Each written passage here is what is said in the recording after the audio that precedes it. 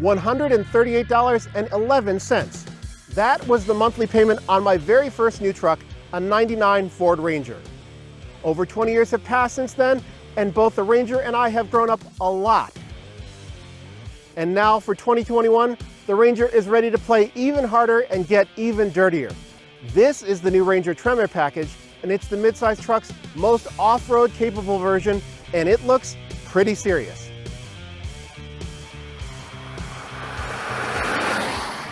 All right, before we go and get all muddy, let's talk about what we're dealing with here. The Ranger has been back on the market since 2019, and unlike last time, when it was a compact like my '99, this guy is a midsize. Now, versus other Rangers, this powertrain is unchanged. It's still the same torque-rich 2.3-liter EcoBoost 4 paired to a 10-speed automatic, delivering 270 horsepower and 310 pound-feet of torque.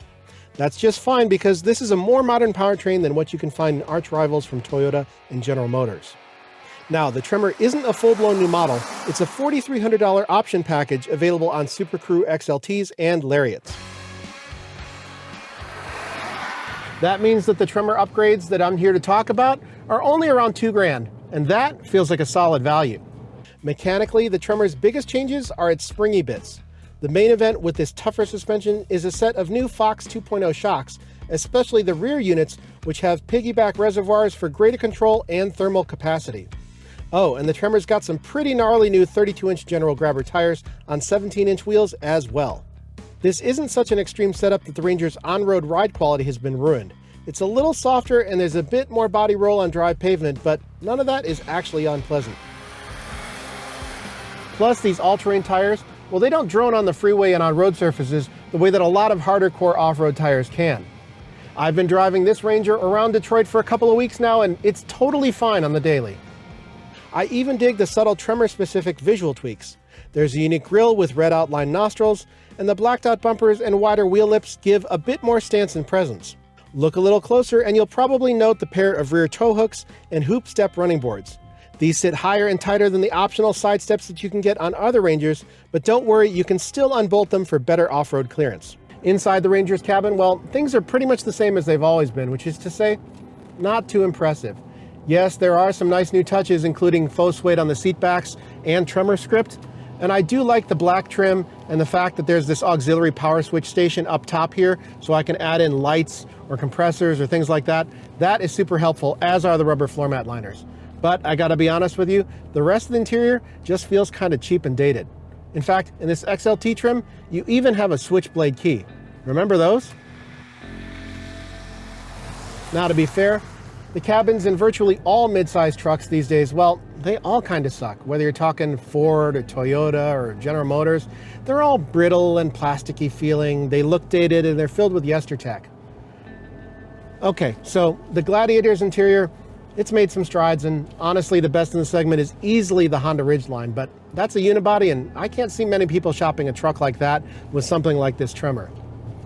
I tell you all that because you should know that you're probably going to be interested in Ranger Tremor, and the interior might be a sticking point. You're probably going to buy it in spite of the interior, not because of the interior. And I think that's a bit of a missed opportunity. Now, you've heard me complain enough. You came here to see some actual mudslinging. And thanks to our friends at the Hollyoaks Off-Road Park here in suburban Detroit, well, I'm only too happy to oblige.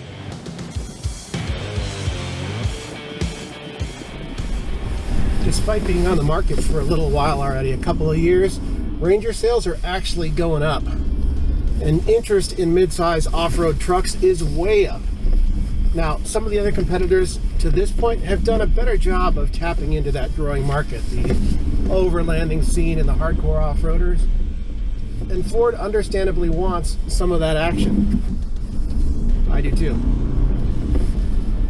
So this isn't a high-speed off-roader like a Ford Raptor is, nor is it a hardcore rock crawler. It's somewhere right in the middle, and honestly, I feel like that's a bit of a sweet spot here because it's more indicative of what most people are actually going to do. It's pretty good at all of those things. And it's a better base point if you haven't decided what you want to do in off-roading yet. Okay, if you're like me, you're not one for math. But you gotta make the exception for off-roading, because knowing your suspension geometry can be the difference between clearing an obstacle and having a costly and embarrassing day. Thanks mostly to those bigger tires, the Tremor has an inch wider stance and around an inch more ground clearance for a total of 9.7. That's slightly better than a Taco TRD Pro. The Tremor's approach angle is 30.9 degrees, its departure angle is 27.1, and its breakover is 24.2. That is an improvement of 2.2 degrees, 1.7 degrees, and 2.7 degrees respectively. That is a lot of degrees. Now, I mentioned those new Fox shocks, but Ford has completely re-engineered the rest of the Tremor suspension as well. Up front are new springs, control arms, and a thinner anti-roll bar for more off-road compliance. Plus, there are new steering knuckles and a big old front skid plate. Out back, the Tremor has unique leaf springs to go with those big buck piggyback shocks. One thing that's nice is you can cycle through the terrain modes while you're on the fly. So I'm in normal now, and I'm going to go to grass, gravel, snow, because that's what we've got here. If I really want to mess around at speed, even in the slushy stuff like this, I'd probably choose sand or mud and ruts, because it allows for a little bit more wheel spin than grass, gravel, snow. But right now, we're going to go climb some stuff. Now, this thing has what amounts to off-road cruise control for both ascending and descending hills, and it's really, really useful and confidence inspiring. But to be honest with you, sometimes it's just more fun to do it yourself. Ford has even optimized the Tremor's traction control to take advantage of the unique tires and other changes. But one thing this thing doesn't have is a front locking differential. Yes, there's a rear e-locker, but there's no front equivalent like on a ZR2 or a Rubicon, so you're gonna give up some ability when you're rock climbing. Fortunately, most of the time, you won't miss it. On the other hand, there is one thing that you're definitely gonna miss.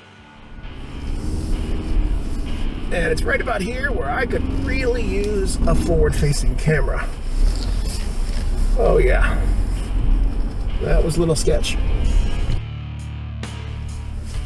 All right, because I'm in a mid-size truck and not a full-size, I can make this tight turn here and just billy goat right on up this trail.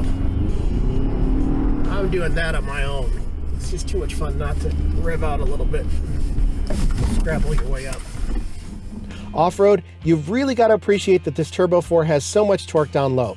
The transmission also has a lot of gears to choose from, so you never feel like the engine is straining to get you through, even if it doesn't sound as good as a V6 might.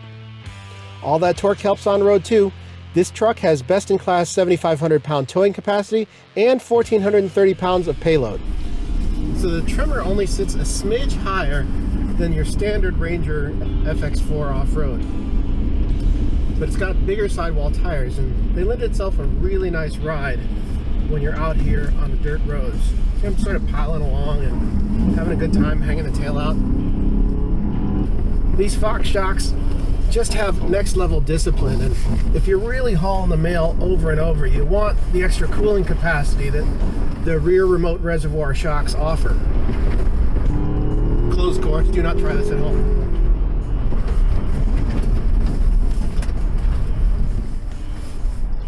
If you haven't had the pleasure to go off-roading yet, you might want to give it a shot.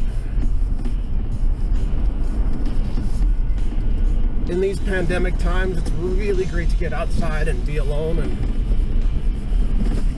enjoying nature. And you can do it safely in an off-road park like Hollyoaks here without pissing off the neighbors. So this has been one heck of a fun day. I don't even mind that it's so cold that I can't feel my fingers right now. But it's judgment time. A Ranger Tremor is big fun, but it ain't cheap. An XLT, not even the Lariat, is going to run you over 42 grand delivered, and that's without options. The Tremor is definitely competitively priced within its segment, but it's also priced really, really close to a new 4x4 F-150 XLT V8, and that is a much, much more advanced machine that's actually similarly efficient and has more active safety features. Of course, not everybody wants a full size, and the number of folks ponying up these days for smaller, factory-backed hardcore off-road specials like this seem to be growing every day. And you know what? Despite the Tremor's flaws, I still kind of love it. Hey, Ford, do me a solid.